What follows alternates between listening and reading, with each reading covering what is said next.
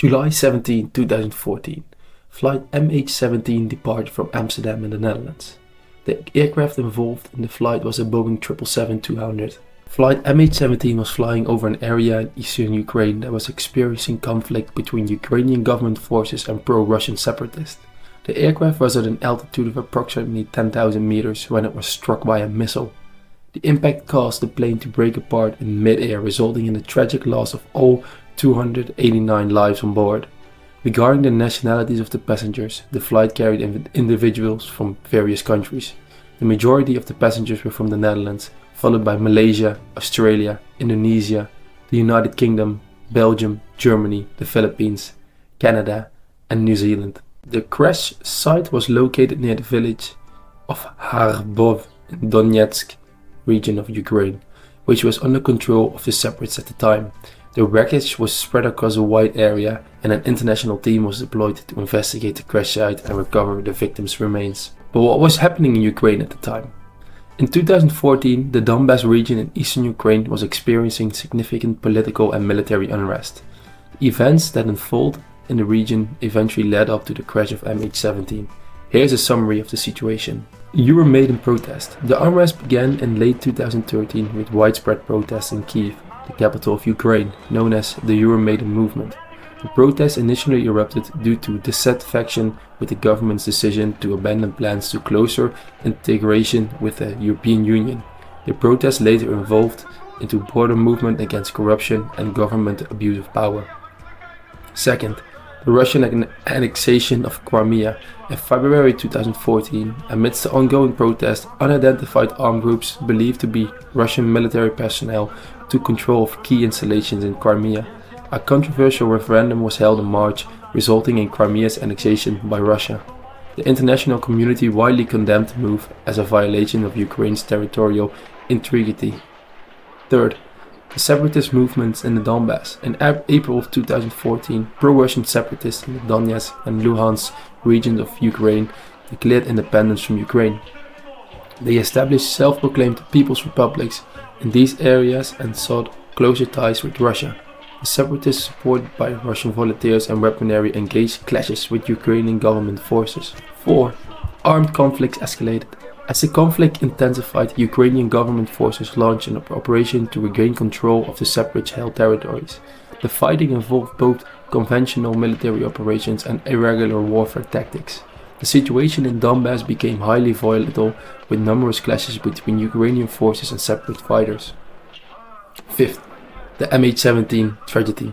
Against this backdrop of conflict, on July 17, 2014, Malaysian Airlines Flight MH17, a civilian passenger aircraft, was shot down over eastern Ukraine. As mentioned earlier, the Dutch Safety Board and the Joint Investigation Team concluded that the aircraft was downed by a surface-to-air missile launched from territory controlled by pro-Russian separatists.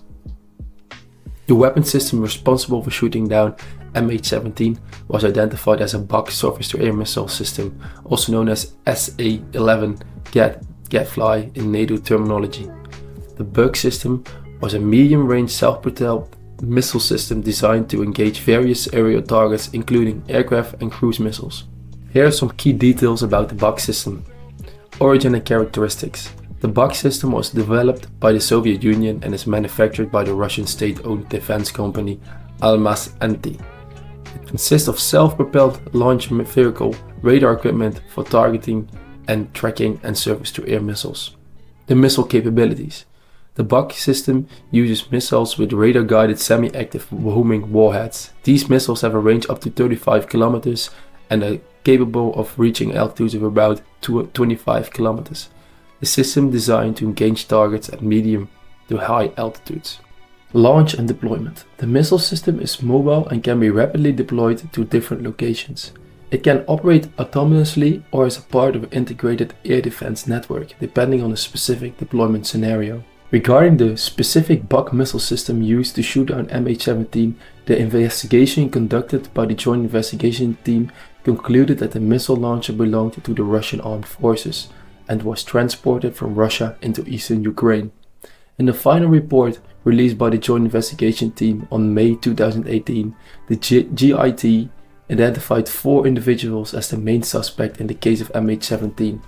These individuals were Igor Girkin, a former colonel in the Russian Federal Security Service. Girkin was the self-proclaimed defense minister of the Donetsk People Republic, DPR, at the time of the incident. He held a leadership position amongst the separatists in eastern Ukraine. 2. Sergei Dubinsky. Dubinsky was a former officer in the Russian military intelligence agency, the GRU. He played a key role in the separatist forces in Ukraine and was head of the intelligence service of the Donetsk People's Republic at the time of the incident. 3.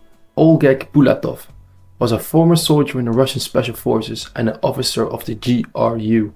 He was a part of separatist forces in eastern Ukraine and held a leadership position in the Donetsk People's Republic. Leonid Karchenko was a Ukrainian citizen and not directly linked to the Russian military or intelligence services. He was associated with the separatist forces in Ukraine and played a role in transportation of the Buk missile launchers. The GIT considered these individuals as suspect based on their alleged involvement in the transport and control of the Buk missile launcher that shot down MH17. The GIT held them responsible for facilitating the transport of the missile system from Russia to eastern Ukraine and coordinating its use on the day of the incident. The GIT, in its investigation, concluded that the Buk surface-to-air missile system used to shoot down MH17 originated from Russian armed forces and was transported from Russia into eastern Ukraine. This finding indicated the involvement of Russia in the downing of the aircraft. However, it's important to note that the GIT did not assign direct responsibility to the Russian government and any specific high-level officials. The GIT investigation highlighted that the transportation, deployment and firing of the missile system required a high level of organization, support and coordination. This implied that the downing of the MH17 was not solely the result of actions by individuals, but rather a complex operation involving multiple actors. The investigation also revealed evidence of communication between individuals linked to the separatist forces in eastern Ukraine and Russian officials. Intercepted phone calls and other communications indicated coordination and support from Russia in the aftermath of the downing of MH17. However, the GIT did not establish a direct link between these communications and the decision to shoot down the aircraft. Russia has consistently denied any involvement in the downing of MH17 and has challenged the findings of the GIT. They have put forward alternative theories and disputed the authenticity and interpretation of the evidence presented. However, the GIT's findings have been widely accepted by the international community. So now you know what happened 9 years ago with flight MH17. Please consider subscribing and like the video for new content.